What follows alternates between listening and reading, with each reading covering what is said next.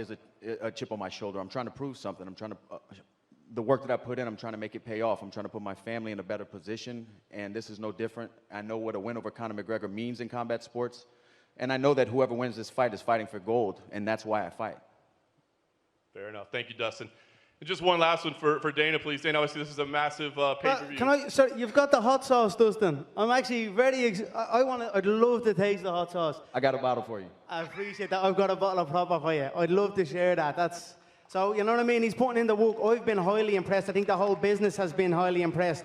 After that loss many, many years ago, he rose up, became champion. He's given so much back. I'm honored to share this octagon with this man. I know we have this competitive fire, and it's still there. There's still that in us, you know. There's no denying that. We have a clash, and it's going to be a good firework-filled bout. But the respect is admirable for this man from me.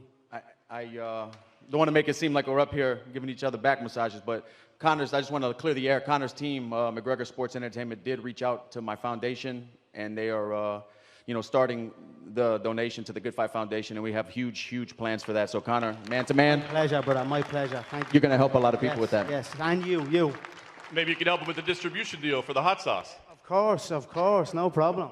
I got to taste it first, though. You know, I don't put my name to something unless it's the proper, you know what I mean? Unless it's the finest. I got you. You'll taste it Sunday morning, then I'll give you a bottle after, yeah? It's perfect. How you doing? I've enjoyed listening to you talk about, getting the frame right for 155, and it struck me that it's kind of crazy that you've only competed there twice. You've been in the UFC for, 7 years? You've only competed at 155 pounds twice. Is that your ideal weight class, do you think? Do you think that's where you operate at the highest level? I've done pretty good in all the other ones as well. Yeah. You know, I've done good in them all. I've secured belts in multiple divisions, and I've secured knockout victories in multiple divisions. I do feel great at this weight, but whatever I commit to, I feel great at. When I do the welterweight bouts, I feel great. I feel strong and big. I still feel this now. You know what I mean? I feel fast also. So I'm excited to get in and showcase it.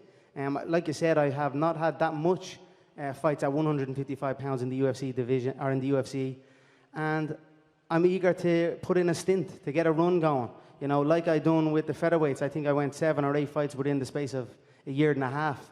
That's what I'm looking for here. If they can match me up, I know now we've got multiple opponents up on the dais already, so we're in a good spot, and I'm eager to get going and showcase. I feel this is the best I have ever been for sure.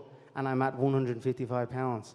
But, if I go back to 170 pounds, you best believe that'll be the best I'll be at also. So it is what it is. Fair enough.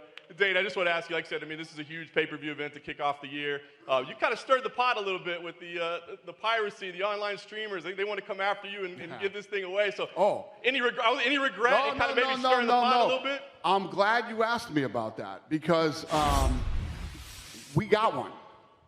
We got him. We're watching this guy right now. All you have to do is turn it on Saturday, and we got you, fucker. I can't wait. Turn it on Saturday, streamers, and see what happens. Thank you for asking me that question. Do you believe your style is the worst matchup Chandler could be facing on his debut?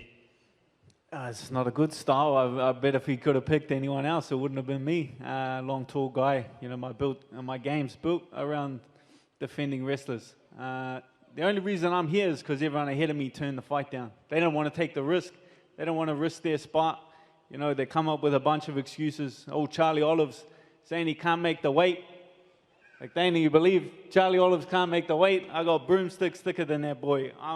I'm here. I'm taking the risk. That means that I reap the reward. Nice. And last one for Dana. Do we have an update on numbers for this card? You've got the return of Conor McGregor. We've got some fans back. But pay-per-view-wise, how is this thing trending? Very good. Yeah, no, this thing's trending great. Yeah, it's good. It's going to be good. There hasn't been, when was there a bad one? Since the pandemic started, there hasn't been a bad pay-per-view. They've all been overperforming. So you can only imagine what this is going to do. Last thing for you, I wouldn't say that the security team was necessarily concerned about it, but they were very aware that you were going to be in the hotel this week at the same time as Habib. And I was just wondering if that is still a warranted concern, or have you guys passed that part of your relationship that you could be in the lobby of a hotel and we wouldn't have to worry about anything happening between you guys? all of those events were 2018. It's now 2021. What I will say is, as long as we fight again, there'll be no issue, and that's it. You know, if he continues to run, well, I'm not sure. We'll see what happens. The amazing thing about this sport is we've seen the fighters grow in front of us, and like Conor McGregor and Dustin, they're different fighters since they started over here. We know the motivation behind Dustin's fight against Conor McGregor is to beat Conor McGregor and to become the champion within 1 year. But you, Conor McGregor, you fought Jose Aldo and you elevated the standard, and then you fought Eddie Alvarez and you became the double champ, and then you're just elevating standards each time. So beating Donald Cerrone last year, and now you're fighting with Dustin Poirier. What's your motive after this, after 7-8 years of competing in the UFC? I feel like I'm only starting, man. Everyone kind of wants to, hey, Conor, you've done it all. You're so rich. You're richer than Dana over here. What are you doing here? I'm like, I'm not allowed here. I want to be here. I want to perform for the fans. I'm a young man. I've got many highlights. You know, but all the money, all the belts, everything, that comes and that goes. You know what lives on? Highlights, a fighter's highlights. You look at Roy Jones Jr.'s highlights, Mike Tyson's highlights. I still look at them today, Ali's highlights. I want my highlight reel to be like a movie.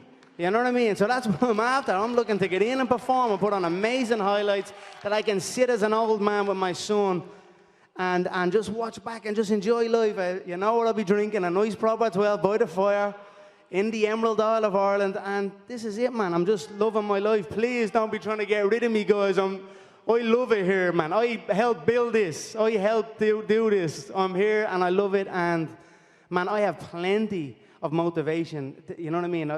Dustin's a hell of a competitor. What does the champ do? He does it twice.